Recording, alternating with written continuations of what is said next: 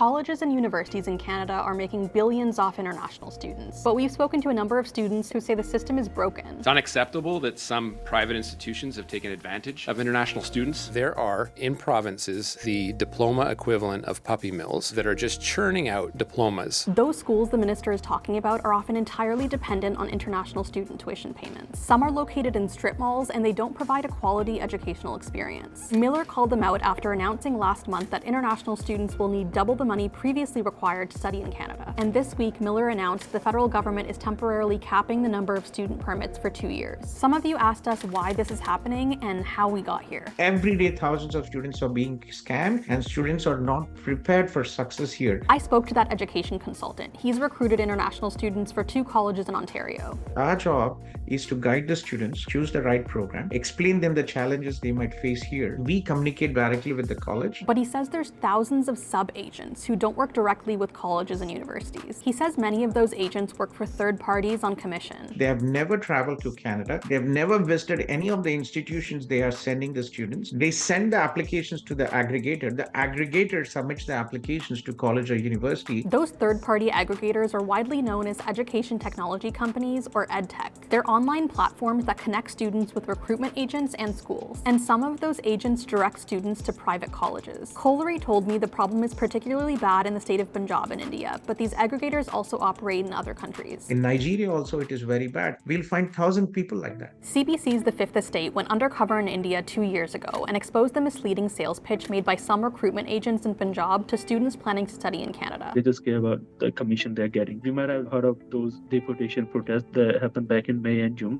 Those were the result of the same thing. The agents in India. Some of those agents are facing charges in India after allegedly faking acceptance letters without the students' knowledge and pocketing their money. As a result, Miller introduced new rules requiring schools to confirm every applicant's letter of acceptance with the Immigration Department. But both Kolari and Singh say schools also need to enforce direct student recruitment and remove the third-party aggregators entirely. The federal government says provinces and territories are responsible for the regulation of education agents. Ontario's Minister of Colleges and Universities has promised to crack down on predatory recruitment. And in BC, the post-secondary education minister plans to announce actions next week that will increase quality standards in international education. But there's another problem: a lack of student housing. There are issues with a dozen or more students living in the same house, 2 or 3 to a bedroom, which contravenes most local bylaws but is not necessarily well enforced. New this year, the federal government has doubled the amount of money international students need to study in Canada. Prospective students now need to show they have access to more than $20,000 instead of the $10,000 requirement that was in place for 2 decades. All this is in addition to paying for their first-year tuition and travel. The cost of living in Toronto is likely different than that in Regina. A single benchmark for the entire country may not be appropriate. In 2022, there were more than 800,000 international students in Canada, according to government figures. At the end of 2023, there were more than 1 million study permit holders, with just over half of them in Ontario. And fees from those students have been keeping many schools running. For colleges in Ontario, about 76% of all tuition fees come from international students. That's according to a report by Higher Education Strategy Associates. It's estimated that students from India alone will provide Ontario colleges with $2 billion in operating revenue for the 2023 to 2024 school year.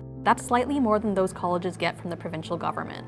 Government funding has not been keeping up with inflation or the growth of the sector. We kind of depend on international students' tuition to offer services to all students, whether international or local. Limiting the amount of international students is going to be a big wake-up call for provinces. Economist Mike Moffat says the number of student visas a school receives should be tied to the amount of housing available for students. That creates incentives for schools to work with local municipalities and builders and developers to make sure that there is an appropriate level of housing. Canada's new cap means an estimated 364,000 undergraduate study permits will be approved this year. That's about 35% less than the year before. Graduate and doctoral students are exempt from the cap. Each province and territory will also get a portion of that cap based on their population. Miller says that means some provinces will see their permits reduced by 50%. But what about those puppy mill schools? As a minister, I have no problem saying to bad operators, here's the standard. If you can't meet the standard, then maybe you shouldn't be in business. Robinson says the BC government has been working on a series of actions to hold institutions accountable. We want to make sure that the ones that are not operating appropriately, we let them know that that behavior is no longer acceptable here in British Columbia. But these puppy mill schools are a problem across Canada. Moffat says part of the issue is that the responsibility lies with multiple levels of government. Nobody really owns this file, and it allows for a lot of finger pointing between orders of government, and governments don't always coordinate well with each other. Prospective students who are applying for a study permit need an acceptance letter from a school that's on Canada's list of designated learning institutions. Provinces and territories are responsible for licensing those institutions, and the federal government maintains the full list. I asked Miller's office whether puppy mill schools are currently on that list. His office didn't answer that question, but said they're working on adopting a framework to identify designated learning institutions that set a higher standard. They plan to implement it in time for the fall semester. And Singh has another suggestion. He says the study permit process should prioritize specific programs and institutions. Canada needs hundreds of thousands of skilled trade workers in upcoming years. Why don't we invite international students to come and study to those trade schools? Many international students we've spoken to say they were drawn to Canada because of the potential to gain permanent residency. People are here for the PR. They have the mindset of getting PR. Most of us have a goal to immigrate to Canada. The living quality is generally higher than a lot of our home countries. But a Statistics Canada study in 2021 found only about 30% of people who come here on a student visa obtained permanent residency within a decade. A report from Ontario's Auditor General that same year found college recruiters making misleading claims, including agencies that promised 100% visa success. If you're thinking about going to school in Canada as an international student, Robinson says you should make sure you have reliable information. It's really important that you don't just take someone's word for what you're getting. Ask to speak to previous students. Certainly ask to talk to current students of the institution about what their experience is.